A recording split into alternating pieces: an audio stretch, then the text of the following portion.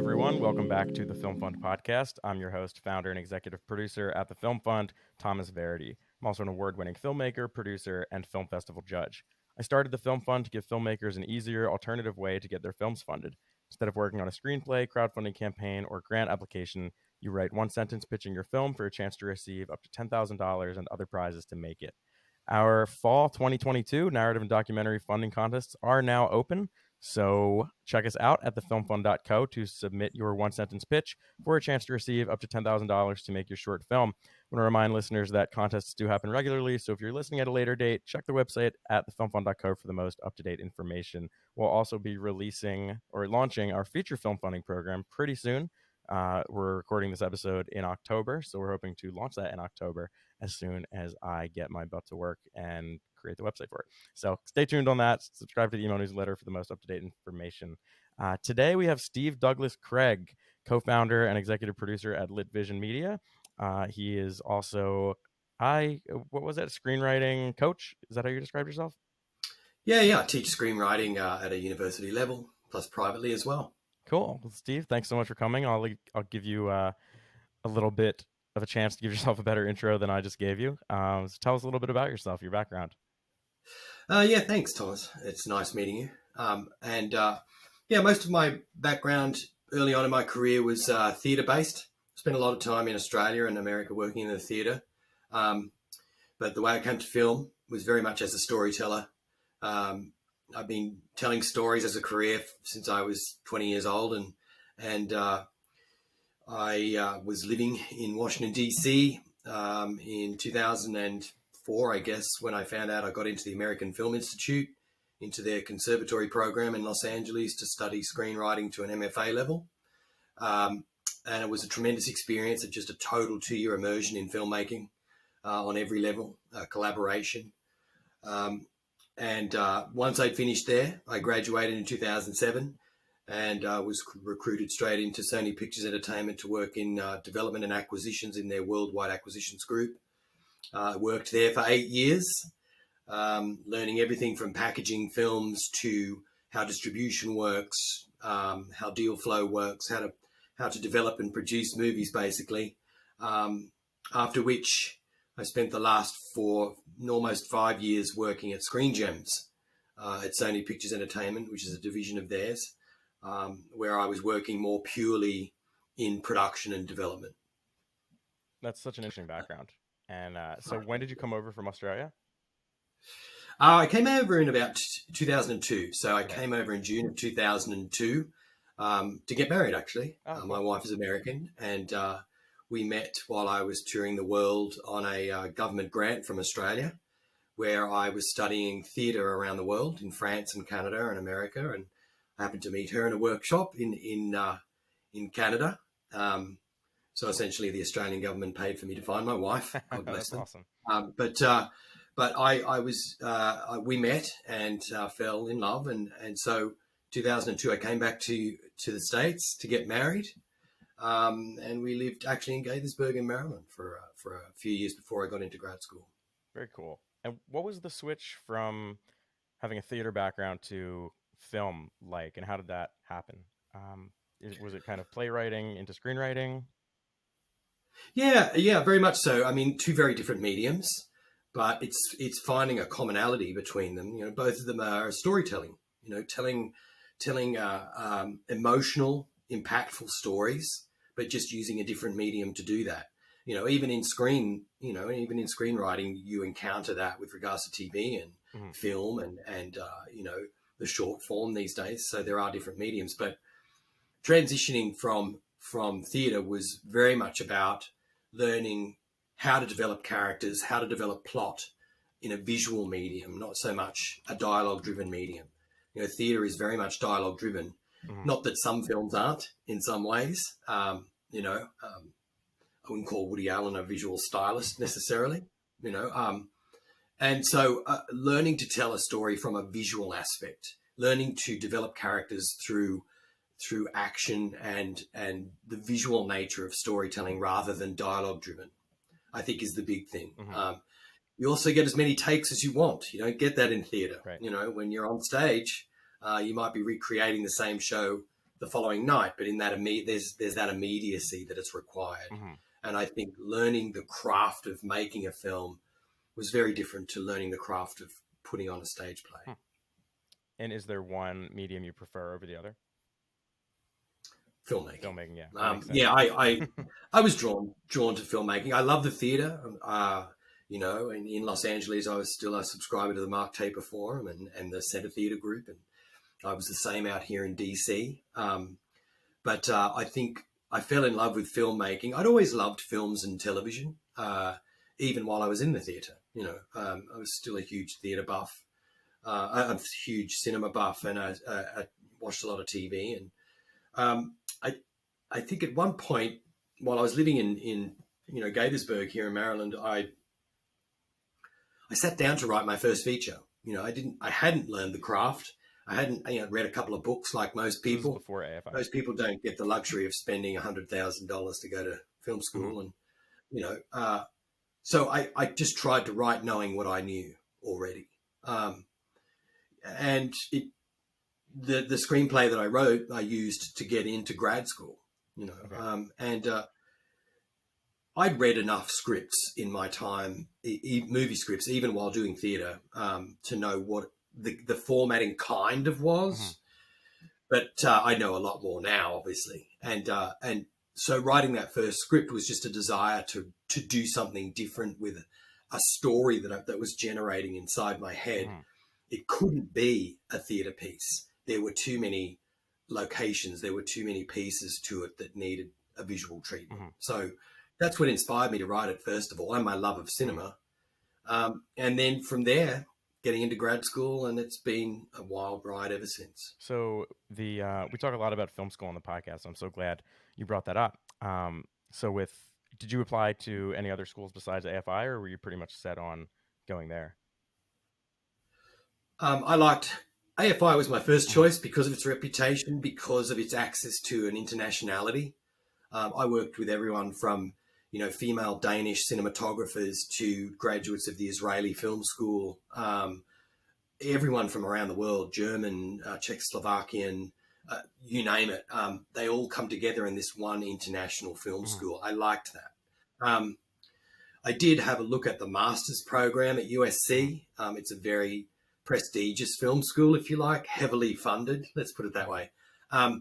The graduate program there didn't really appeal to me because a lot of the graduates were in classes with undergraduates, which I didn't really understand.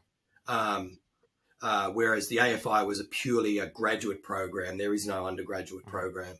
And it was learned by doing. You land there, and 2 weeks later, I'm writing my first short film to be produced. So they weren't the same. And I just looked at the top three, which were all California based, UCLA and USC. At that point, I wasn't a citizen of the country. So that was a bit of an issue with getting into those other schools. Yeah. But the AFI didn't have that issue, luckily. Oh, interesting. Did you look at NYU at all? No, it's funny because one of my professors at AFI went on to be the head of Tisch and the head of the New York school. But I didn't really, and I don't know why. It's not because it's not a good school. It was just for me, what I'd read about and talked to people about was the fact that the industry was on the West Coast. Not that there isn't an industry in New York, there is, and we live in a much different world now than we did back then with regards to the industry. But for me back then, Los Angeles was the place where, I didn't know anyone in the film industry necessarily. I didn't have a lot of contacts. So one of the reasons for going to that film school or a film school out there for me was I was closer to the larger industry. Also, it was a better place for me to get to know people while I was actually studying, which is exactly what I do. And it's exactly what got me my job at Sony.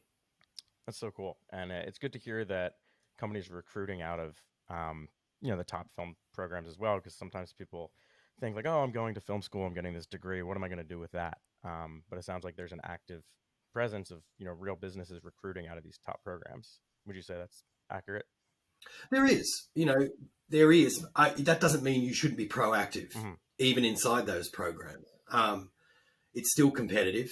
And one of the reasons I decided to go to Sony after grad school was that, I had a couple of, friends at film school who are still doing successful, screenwriting stuff. One of them just wrote Fast and Furious 9, Dan Casey, who I went to grad school with, and Andrew Baldwin, who was one of the co-creators of Invasion on Apple TV. They did the directing program at AFI, but they're tremendous storytellers in their own right. And I fell in love with development. I fell in love with working with other people's stories, purely because of my experience in my second year of AFI. We would get in a room with 9 writers, and you were supposed to read other people's work during the week in order to give notes, not just turn up to get your own notes. Right. Is you're supposed to actually actively engage with other people's work, which is the way writers groups should work. Unlike some of these Facebook groups that you get. You'll have to forgive me for that. But people turn up and they expect you to read their material and don't give anything in return. This development program didn't allow that. And my professor at the time, Anna Thomas, who's now the head of screenwriting at AFI, she was a tremendous gift in my growth as a writer. She was a very tough, hardworking person who, when she came into the room with that script, you knew she'd read every word. And she had this skull and crossbones stamp that she would stamp on your screen, on your pages if you did something wrong. Is this a literal stamp? But she didn't only do that; she wrote a big paragraph. Are you being What's figurative, that? or is that a literal stamp she had? No, she literally had a stamp. Oh my God, that's incredible. She would have the skull and crossbones stamped across the script, right? But she would also have this tremendous piece of explanation of what you'd done wrong and why. And I loved her, and I'm still in contact with her. What a teacher she was. She was nominated for a Frida. Okay. She wrote the screenplay Frida, was one of the writers on that. And so that experience is why I fell in love with development. And around that same time, I started looking into, a friend of mine was working at Sony Pictures Entertainment and suggested I might look into and check in with them while I was doing that. And that's how I ended up working in worldwide acquisitions. Now, did Sony give you the freedom to also write your own projects while you were working there, or did you kind of have to shift your focus to more of, development and working with other people's projects, or did you have like your own passion projects you were writing on the side? Oh, yeah, I was writing the whole time, but outside of work. They're not going to employ me as a screenwriter as well. That's not how it works. But the unions would have had a lot to say. But they didn't have a problem with you like working on stuff outside of work? That's good. No, that had nothing to do with that. I wasn't as voluminous as I would have liked to have been with my writing. But I wanted to do it and I loved doing it. There was a very long period there for about 4 or 5 years where I would get up at 3 a.m. I would write for 3 hours on my own projects. I would then have breakfast with my kids and my family. And then an hour later, I'm gone and I'm at work and I'm doing my work with development, working on, at that stage, it was working on movies like Faster with Dwayne Johnson and Soul Surfer. We worked on movies like Arrival and those kind of movies. And I got to work reading scripts as well. So part of my job was to find new material and read those scripts and make sure that if we were going to pick them up or get involved in them on a deal-making basis, that they were strong stories, that there were elements attached to those scripts. So I'm writing in the mornings doing, and I'm a horror guy. I love my horror films. And so I was developing and writing my own work 5 days a week at 3 a.m. before I actually went to my day job. That's incredibly inspiring. And it's something I used to do when I was getting the Film Fund off the ground. And I wouldn't get up at 3 a.m. I would get up at 5 a.m. and I would work on the Film Fund blog about 2 hours before I needed to get ready for my day job working at this digital agency in the suburbs of Philly. But lately, I'm doing the Film Fund full time, and it's something I've been struggling with because I haven't been working on my own projects as much. Like I have a short film that we're currently submitting to festivals, but I haven't sat down and written anything in quite a long time. And I need to get back to that. So I'm wondering where you think that drive came from for you. I went to grad school with some people who don't write anymore. They just don't. And there's a reason. It's not just, a lot of people get into it for the wrong reasons. You either want to be famous, or you want to win awards, or you want to do, it's got nothing to do with that. I have a passion for telling stories that existed before I became a screenwriter. I've always loved doing it. There's too many people think they can just be a screenwriter. It's just like, doesn't work that way. There is a craft to it. There is a learning. And if you look at some of the classic movies, which is what I do in my workshops, is you don't just write a screenplay. I'm not going to teach you how to just write a screenplay. I'm going to teach you why some of the most successful screenplays are successful. And it's got everything to do with craft, and it's got everything to do with structure and character development and plot development. They do exist. And there are some people that work outside of structure, right? But you can't do that unless you understand structure to begin with, So a lot of what I've worked on, especially at the studio level, even as a a story editor and a creative executive and development executive, is those structures do exist, and they come to us from major agents and managers because they understand what the structure is as well, and how it works, right, and what talent is going to look to attach themselves to. There's a reason why some talent attach themselves to specific scripts that they know they're not going to earn their normal paycheck from, because they see potential in what a great movie it is. And that happens at the script level, when I teach, I'll teach you how to write a screenplay, but I also teach you how relevant that is to distribution. What is your and part? that seems super important. What is your part as a screenwriter in distribution, or having something acquired? How do you get a manager? How do you get an agent? What are they looking for? How do you get to them? In my workshops, I teach all of that, because I'm not just teaching as a screenwriter, I'm teaching as a studio executive. And that's super valuable. So, I mean, even looking at this from, what's the expression, like a 10,000 foot view or 50,000 foot view, whatever, even if we look at it as a product, right? Like, let's say a screenplay is a blueprint for a product. It's like, I went to school, my master's degree is in entrepreneurship, but we did a lot of product development classes, and we would talk about the engineers in the basement making something for themselves. Well, you don't know if that's marketable to anybody else outside of the basement. Like, if you didn't go out there and find your audience, if you didn't really study, let's say the structure of the screenplay or really what needs to go into it, you might be thinking you're making something cool, but if you don't know those tools to actually do something with it, then it's useless. So I think that's kind of a good comparison to what you're talking about. I mean, obviously a screenplay isn't a product per se, but I think knowing those next steps that you need to make it marketable are just as important as the craft itself. I think an important point. I think, you'll hear people refer to it as product or content, and it is. In a lot of respects, you have to ask yourself, why am I writing this? Why am I writing the screenplay? You're not writing it so it can then sit on your hard drive. You're writing it to be performed like a stage play. So a script has to be made. That's why we developed the blueprint. It's not a piece of literature. It's a blueprint to help other collaborators that will come onto that. As soon as we start to protect our screenplays and get all defensive about where they go and how they get out there, you're locking it away. The objective of a screenplay is to be written as well as it can by the person creating it, and then send it into the world, because you want that to be made. That's why you're writing it. So it's not going to hurt new screenwriters and writers who are coming even from a semi-professional background, who probably already know this anyway. But you have to think about, where does my idea sell? What is the best way for me to get this made? How can I get it made? Well, I've got to understand where it fits in the paradigm of, genre. What genre is it? Oh, it's a thriller, horror, drama, romance. No, it's not. It's not. That's not a genre, and that's not. Yeah. I'm sorry. And one of the best pieces of advice, and very simple pieces of advice that I got coming out of grad school, was the dean of my school. I got to talk to him. And he said to me, I just talked to all your professors. They think you're talented, but you have no idea who you are. Right? I'm like, what do you mean by that? And he's like, well, think of it this way.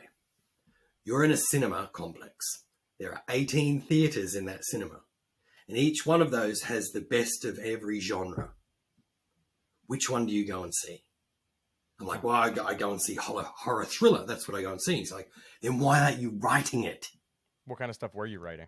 I was writing romantic comedy. Okay. I had 2 ideas that I thought were good. And I thought, well, these fit romantic comedy, kind of the indie romantic comedy. Mm-hmm. Started writing them, realized I wasn't very funny. Mm-hmm. Oh yeah, we talked about that in our last call a little bit. Yeah. And so that was the best advice I got. You know, if you don't pigeonhole yourself, someone else will. Mm-hmm. Doesn't matter how good my writing is. If I'm a horror writer, no one's going to hire me as an assignment to write a romantic drama. They're not. They're just not. It's as simple as that. That's not to say I couldn't write one, right? If I'm Aaron Sorkin or Susanna Grant or Diablo Cody, you know, I can write whatever I want. You know, John August, all those guys. But not me, not a new screenwriter. Mm-hmm. You have to know who you are. You're recommending new screenwriters should definitely pick a genre, pick a wheelhouse, and stick with it. Absolutely. Mainly because I think it's connected deeply to what I like to go and see. What I'm writing right now, I have to want to see it on the screen. Mm-hmm. Unless someone's paid me, you know, $250,000 as an assignment to do it, right? I have to believe that I really want to see the movie I'm writing. If I don't, I shouldn't be writing it. Yeah. Right. And I think you have to look at your ideas and be able to develop them, not just in the direction of an effective plot and an effective, you know, character development, but where do they fit in the industry? Is this a streaming movie? Is there a theatrical potential here for distribution? Why? What makes you think that? What are the comps? What are your comps? You know, comps meaning like comparable movies. Yeah, comparable movies. So think about where yours belong. If you're the person that wants to say, no, mine's an original idea, I guarantee it's not, first of all. That just doesn't exist, in my opinion. Someone, I forget who said it, but there's a saying, it's like there are only 6 stories or something like that. And they're only 6 stories, and every poet is a thief. Yeah. Thank you, Bono. But I think that when you're looking at your idea, where does it fit? What is the best genre? Not only that, is it the genre that I like to go and see? Because you're more likely to really put in a passionate effort to getting that script in a place it should be if you love that genre and it's what you want to see. Mm-hmm. So as a writer, you shouldn't be writing towards trends. You know, my good friend Ed Sanchez was one of the, you know, founding fathers of found footage movies like the Blair Witch Project. Mm-hmm. But it's already been done. Yeah. Right. So have a look at where you fit. What is your budget? You know, is it going to be a big Chris Nolan type action movie?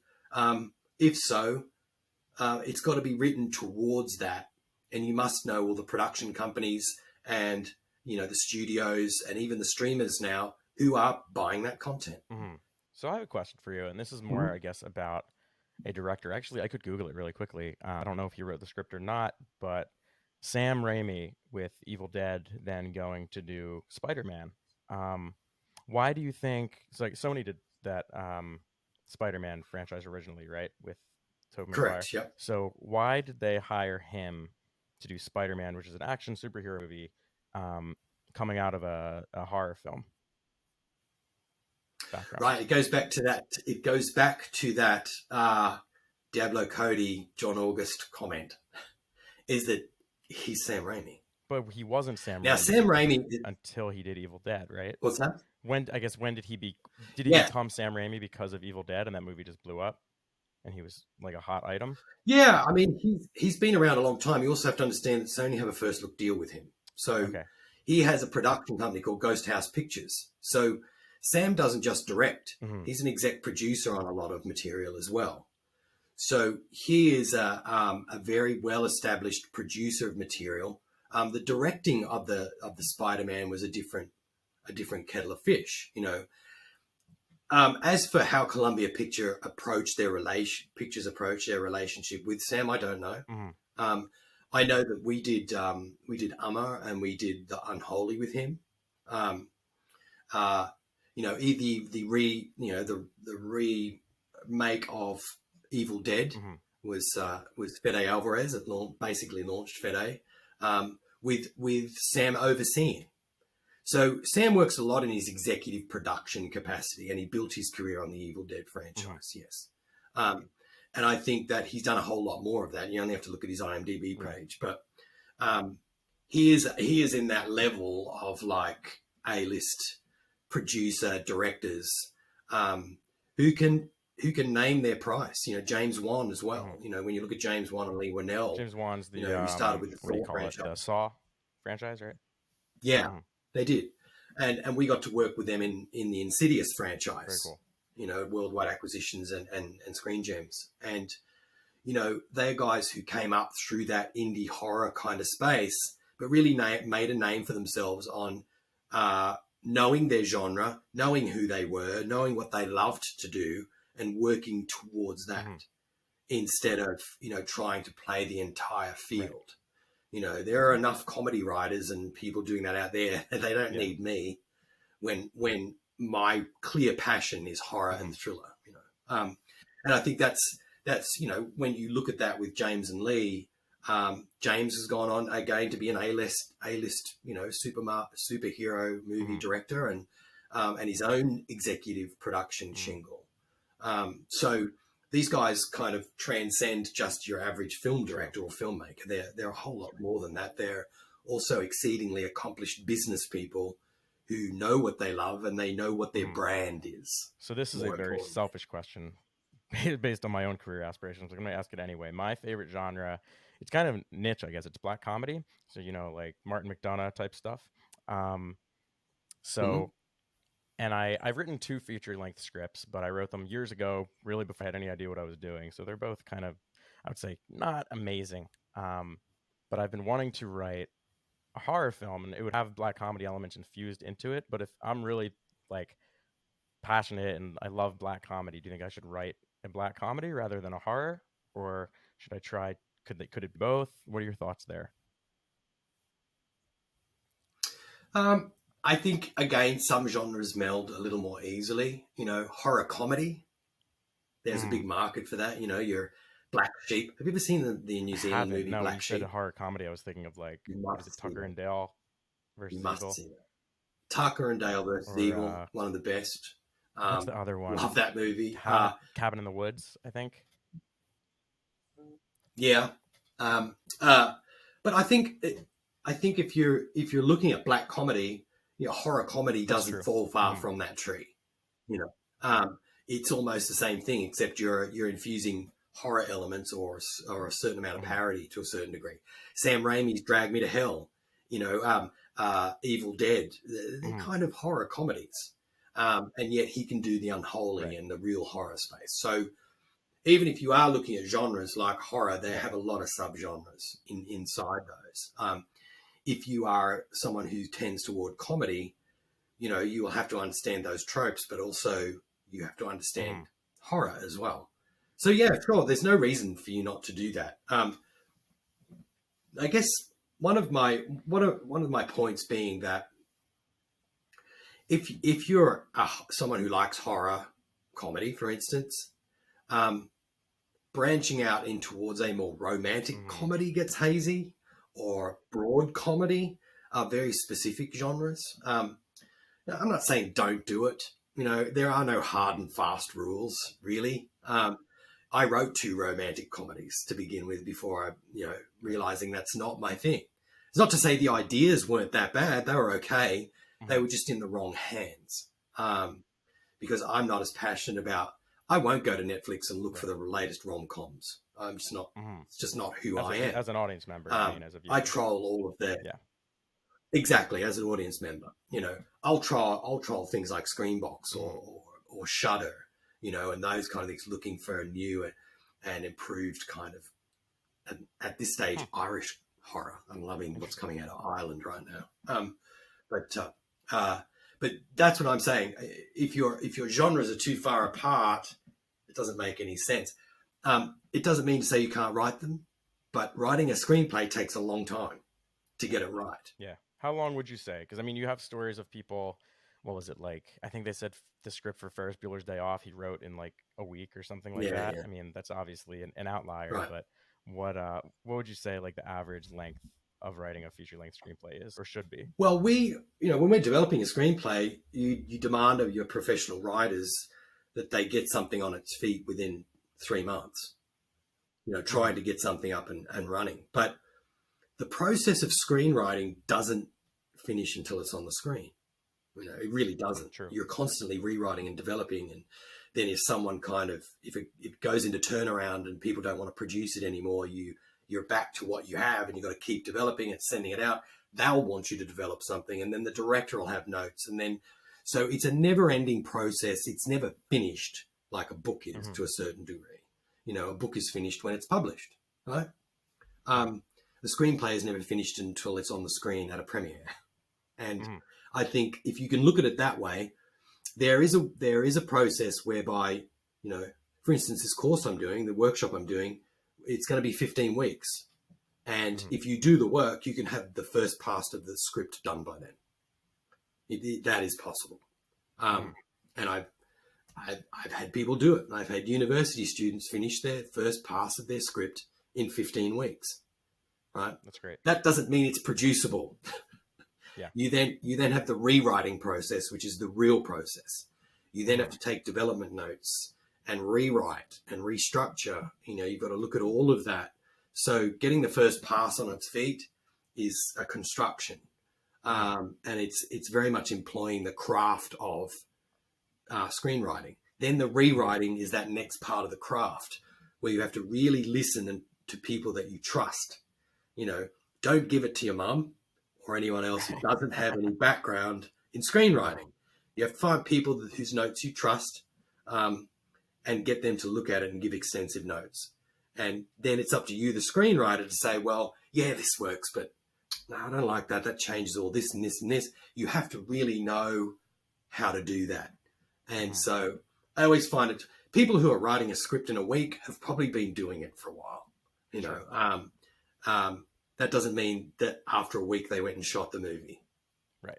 I guarantee they didn't. Yeah, that's a good point. They didn't write Yeah, the script. Like, okay, let's go into production now. I They don't wrote the think so. script and they probably I got really notes don't. and yeah. I think it would have been possible to probably, if they had an outline already or they had some kind of treatment to write Hmm. the script in a week, shut in a dark room. Yeah, it's possible. It is. Hmm. Would that draft be ready to shoot? Absolutely not. Yeah. You know. Tell me a little bit more. We wrote a blog post on it. If you follow us at the blog.thefilmfund.co on your screenwriting workshop. It's called The New Screenwriter. Could you tell us a little bit more about that? Yeah, I started this. I started this a number of years ago, and I didn't put the work into it because I got really busy. But one of the things that I've really been enjoying lately, I taught a couple of semesters at the American University here in Washington D.C. in their film program, and I like teaching. I like being able to pass on what I've discovered, not just as a writer, but as creative executive and a studio executive. The New Screenwriter is a website. It's called thenewscreenwriter.com. Um, it's a place where you can go to get studio standard coverage, or there's any amount of menu items that you can choose. It's not an original concept. There are a lot of people out there doing that. The difference with this one is that I will be handling, the coverage, not some Hmm. CAA intern or whoever they have attached to that website at that time. You'll get me. Um, and so that's a way for me to do that. But the workshop itself is something that kind of got inspired by the pandemic, I guess. I wanted to keep working. One of the philosophies I have is, you keep reading, you keep watching, you keep writing. Hmm. And I wanted to develop something around that whereby I'm not just teaching you little bits about the writing craft. I'm teaching you by having you watch films, analyze them, come back to class and talk about that analysis while we also help you build your outlines, treatment, and your script. Hmm. So it's I'm starting this course online on Zoom through the newscreenwriter.com/upcoming workshops. It will start on October 19th, which is not far away. That was coming up. Um, yep, it'll be every Wednesday from from 6 p.m. to 9 p.m. Eastern Standard Time. And it's going to be a workshop where you have to come and you have to do the work, and for each 3 hours, we're going to be analyzing big beat structure. What is the structure of a good film? How does that work? Character development. Why is it important to have a want for a character and a need for a character? What's the difference between those two, and how do they drive the story? Not only that, once my screenplay is ready, what do I do with it? Where do I go with it? Who do I talk to about someone reading it? What are the best companies? How do I fit mine into that? So it's going to be a complete workshop on the business and the craft of screenwriting, which I'm very excited. I've already got a number of students, which is great. We're looking for a few more. If there are anyone out there who wants to come learn, it's going to be a lot of fun. It's going to be a lot of work. Come with your writing, reading, and watching hat on. And go and check out the newscreenwriter.com/upcoming workshops. It has a contact for me in there if you want to shoot me an email and ask more questions. But this comes from a real love of being able to teach it, because it's also what keeps me fresh as a writer. Mm-hmm. That's so awesome. Definitely sounds like a good workshop. It's one I'm actually considering myself. And then this episode won't be posted for a while, but how often do you run the workshop?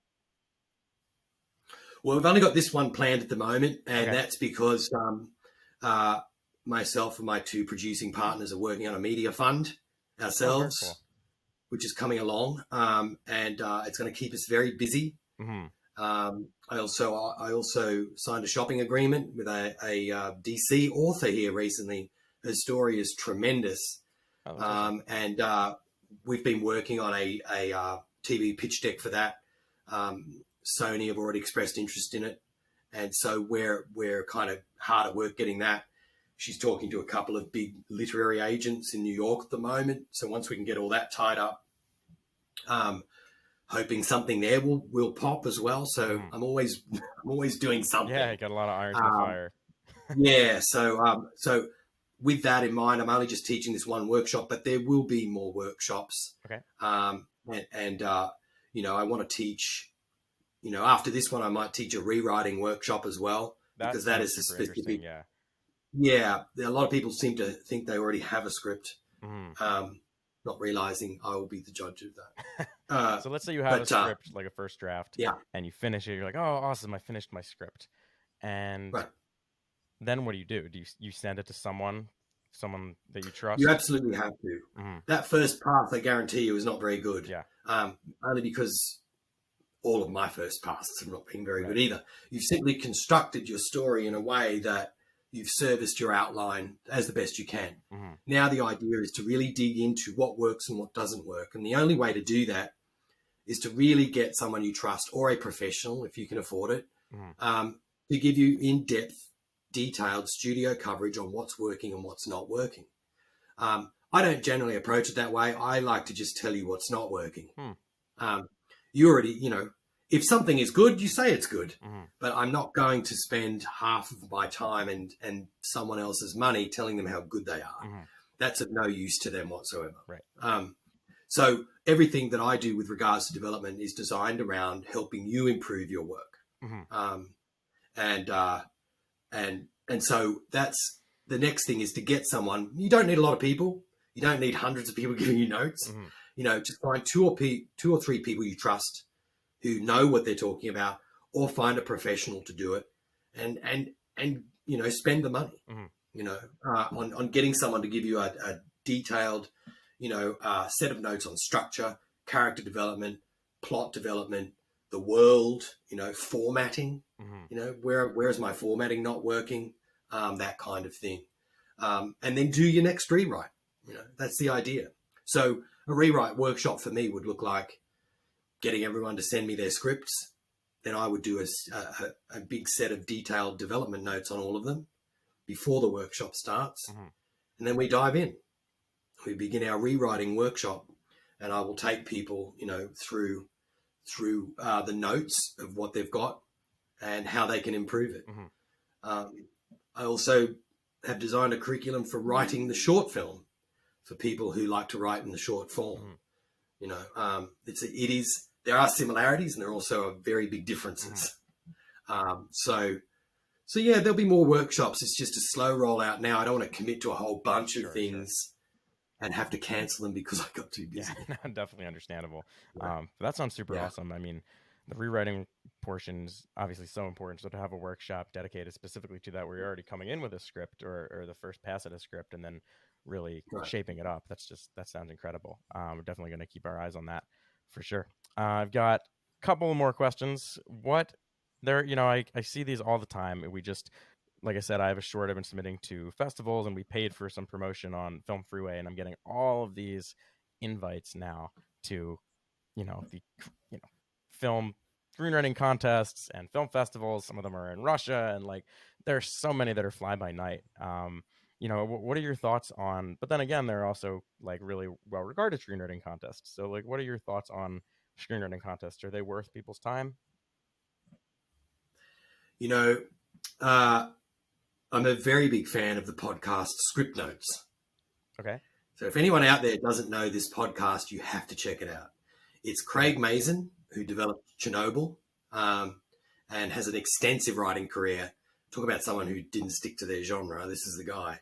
He wrote the Hangover movie, the movies. He tells it like it is, and I like him a lot.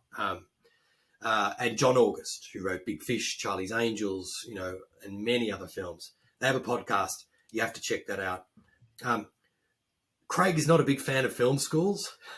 He doesn't believe that you should be at a film school.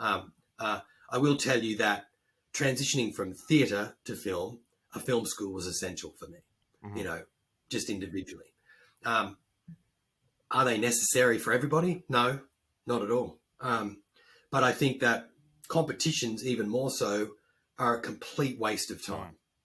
Even like the Nickel Fellowship. Now, not the Nickel Fellowship. There are a couple of decent ones around. The Final Draft Big Break is not too bad. But in general, I had a couple of people that I was working with who insisted on putting these. I was a quarter finalist in some random Midwestern screenwriting competition. No one cares. Even if you win the San Antonio Film Festival Screenwriting Award, no one cares. You may get some of these more reputable contests. I think Page One is also one that's not too bad, who will put you in touch with managers, or agents who will read your script. That's worth more than actually a cash prize, because that's what you want. But essentially, you can do that yourself. You can do it yourself. Like IMDb Pro and you do it through empowerment, right? This is my last tip. And I'm not going to charge you for this. Thank you. No. If you want someone to read your script in the industry, a manager and an agent doesn't really care. They've got enough clients. They don't need you, right? So stop trying to get to them because they don't care. Who does care? Their assistants do. Why? Why do they care? Because they're the people who will be tomorrow's agents and managers. So they have the most to gain from bringing their bosses a good script. So when you call someone, don't ask to speak to the manager or the agent. Speak to the assistant and say, hey, listen, just wondering if I've got this great script, got a pitch deck, got all that stuff. Here's where I think it fits. Would you mind giving it a read and let me know what you think? You have to empower people, right? There are a lot of people in this industry who want to be the next manager and want to be the next agent. How do they do that? They bring in good clientele and good projects. They have nothing to lose and everything to gain. That is a fantastic piece of advice. So empower those people, right? Why do I know that? Because I was an assistant. There you go. Straight from the horse's mouth. But that's the thing. You hear this a lot on the tracking boards and on the Facebook boards and things as people, how do I get a manager? You don't. And agents are even worse. They don't care. They'll find you when, no one cares until everyone cares, right? And so you need to be able to empower people who can take the journey with you. and that's not our current managers and agents. That's their coordinators and their assistants, managers and agents. Yeah, right. So if you want to get your script seen, forget the $50 entry fee, right, to some rando screenwriting competition, and do your work on IMDb Pro. IMDb Pro is $134 a year. It's worth your time. They have all the latest news. They have all the updated information on all projects like yours. Yeah. So do your research. That's fantastic advice, because prior to speaking with you, we had a conversation a couple of weeks ago, and we, talked about the Film Fund's feature funding program and just the industry in general. One of my questions was, I'm looking at taking my own writing and directing career more seriously. How do I get a manager? And you told me the exact same advice. You're like, you don't. Like, go talk to the assistants, again, and don't until you have, either 2 feature scripts or a feature script and like a pilot episode written or something, or a series. So don't finish your first pass of your script and start looking for a manager, because you're going to burn too many bridges. They're going to read that writing and go, this is terrible. Why? Because the first pass of anything is terrible. Yeah. It just is. Even with some pro writers, it's like they know what they're doing with the first pass. Why would they do an extensive polish when all these studio executives are going to have notes anyway? Why not save it? Show them this one, as long as it's not trash, then you'll never get work again. But I think that, you've got to have 2 or 3, and I'm talking film and TV these days. You should be trying to write in both if you're a screenwriter. Have 2 or 3 really well-polished, well-developed, people have looked at this and given good notes, and I've applied them type scripts, right? And then try to have lookbooks with them as well, which gives a tonal view of what you're doing. And then start researching who's doing product like yours. And cold call the assistants. Say, got these 3 projects, I don't want to bother your boss. Would you take a look? Do you have any advice on where to go to make a lookbook, or what that looks like? Upcoming workshops. From you. Yeah. I do. This is what I do. That's what I do. I'm, as a writer, you don't have to create a 30-slide deck, a 30-slide deck at all. Studio executive, all you're doing is creating a teaser to get someone to read your script, right? So a lookbook is designed, and I had this chat with a couple of other people recently, is like, he was saying, hey, I'm going to take all my comps and put the box office numbers. And he was like, no. The answer is no.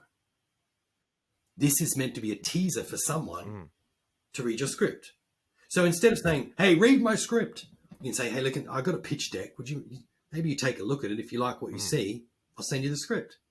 That way you're not burdening anyone with 120-page file. Because people have a lot. Could you read it? Like, oh, here's a small little pitch deck. If you're interested, then yes. 120 pages is too long, by the way. Unless you've got some serious talent attached. But that would be my advice for a lookbooks. Is it's meant to be a teaser, so it should have it should be a tonal treatment and a visual treatment of your script. So you're introducing characters and a little bit of a description about them, a little bit about the story, not a whole 2-deck kind of here's my complete outline. No, don't send anyone your outline. Otherwise, why would they want to read your script? Right? I already know the story. No, it's not for me. You want to give them a teaser, a log line, an intro page, a little bit about, for instance, I've got a horror story and some of it is inspired by the eugenics movement in the 1930s in this country. And what a D-bag Charles Lindbergh was, in my opinion. So I have got some research. So I put a little bit of research in that deck to explain what it might be about and what inspires the background of it. Then you do a comps page and then you do a contact page. All in all, my pitch decks are rarely longer than 9 or 10 so much pages, easier to digest slides. than what would we say, a 90-page script? Right. But remember, not 120. Right. But remember that what happens is if a producer picks it up and they want to do it, they will create their own deck based on the financial requirements of it, based on distribution. So all you're doing is as a pitch deck as a screenwriter, which is focusing on the story. I don't need a bunch of graphs and Yeah, let details on the box producer do office their numbers job. and all that You stuff. know, Well, I know that. you stick to the story. Right. Yeah. You're, you're just trying to get them to see the story and where it might fit and how Yeah. they might shape I a love that business advice because I proposal. think you That's it. you have a lot of people who are aspiring screenwriters and they think they have to do everything. Like, oh, I need to do the financials and the distribution and everything. Just work on your script, make a really good script, and then, well, yeah, If you're going to produce it yes. yourself, But if yes, you're you do. trying to get someone else to Yeah. produce it, I guess that's great advice. Right. Yeah. Yeah. Don't Well, Steve, this overdo has it for been yourself. fantastic conversation. You know, a lot of great insights here. Usually, my last question is, "What is next for you in the next year or so?" But you already told us you have the new screenwriter, you're shopping a project, you're working on a media fund, got a lot going on. Is there anything else you'd like to add before I do my little outro? I do have one of the most fun projects I did writing. I was writing a TV pilot that was set Oh inside wow. the clan in the South, a happy little family drama. And it was really Yeah. getting me down. The research was horrendous. And I was like, ah. So I started writing this creature feature, which is based on a Filipino legend and mythology. And it was so fun, and it's based in the South Pacific in the Devil's Triangle, which is the complete Okay. opposite to the Bermuda Triangle on the globe.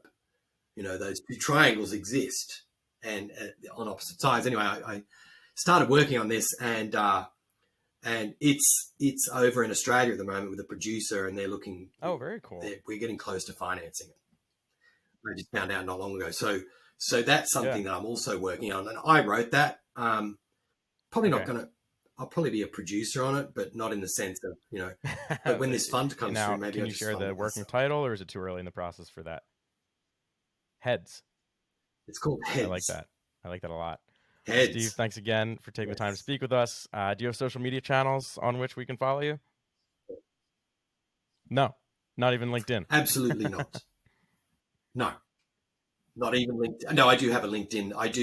You can find me under Steve Douglas Craig in Okay, LinkedIn. cool. There's not too many of us, just me actually, or Lit Vision Media, which is the name of the fund, and also my, uh, the newscreenwriter.com. Very cool. Check all that out. Thanks everyone for listening to the podcast. And I want to remind you that our fall narrative and documentary contests are open as of yesterday. So check out thefilmfund.co to submit your entry to fund for a chance to fund your short film. And check out our social channels at the Film Fund on Instagram, facebook.com/filmfundco, simply Film Fund on Twitter, and the Film Fund on LinkedIn if you want to get your corporate networking on. And check the website out regularly for the most up-to-date information. Check out our blog where you can see some more info about Steve's amazing upcoming workshop. That's, I think, our most recent blog post, or at least one of the most recent, is about his workshop. So definitely check that out. You can find great filmmaking and producing tips there. Sign up for the newsletter and follow us on social to stay up to date on everything that's happening at the Film Fund. More on the production front, we have, or pre-production, I guess I should say, we have an ebook called The Ultimate Guide to Pre-Production. So if you have a script already, or just an idea and you have no idea really how to schedule or hire crew or any of that stuff, check that out as well on our website for tips on how to do pre-production. That's it. That's all we got. I had an amazing conversation today. Thank you, Steve. And I want to tell everyone Thank you, to Tom. tune in about every other Friday when we release these episodes. Steve, have a great rest of your day. Talk to everybody soon. You too, sir.